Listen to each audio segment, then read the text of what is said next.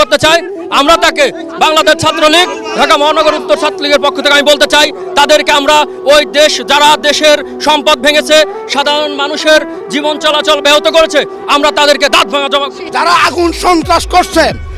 ছাত্রদের ভিতরে ঢুকে ছাত্রদেরকে খুন করছে তাদেরকে জামাত বিএনপি তাদেরকে প্রতিরোধ করতে আমরা রাজপথে নেমেছি। শেখ হাসিনা সরকার বারবার দরকার। আমরাও তো ছাত্র তারাও ছাত্র তাহলে কেন বিএনপি আওয়ামী লীগ আমরা দুই ভাগ করতেছি? ঠিক তারা রাস্তায় আসবে বিএনপি আসুক আমরা ছাত্র আমরা তো আওয়ামী লীগ না আমরা ছাত্রলীগ তারাও ছাত্র তারা ছাত্রলীগের আয়তদিন থেকে যদি কোনো বড় ভাই সমস্যা হয়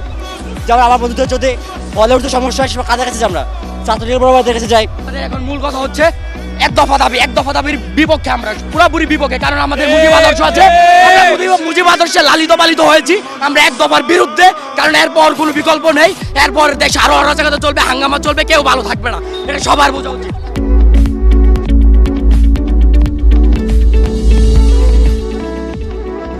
বিপক্ষে ছিলাম না আমরা সাধারণ শিক্ষার্থী ছাত্রলীগ বলেন অন্য দলের মত বলেন আমাদের সরকার বলেন নেত্রী জননেত্রী দেশনত শেখ হাসিনা আমরা কোঠার বিপক্ষে ছিলাম না কিন্তু একটা সবকিছুর একটা সিস্টেম আছে আপনি এসে রাস্তা আটকাই দিবেন আপনি এসে ভাঙচুর করবেন আগুন জ্বালা পোড়া করবেন এটা তো আর সিস্টেম হতে পারে না।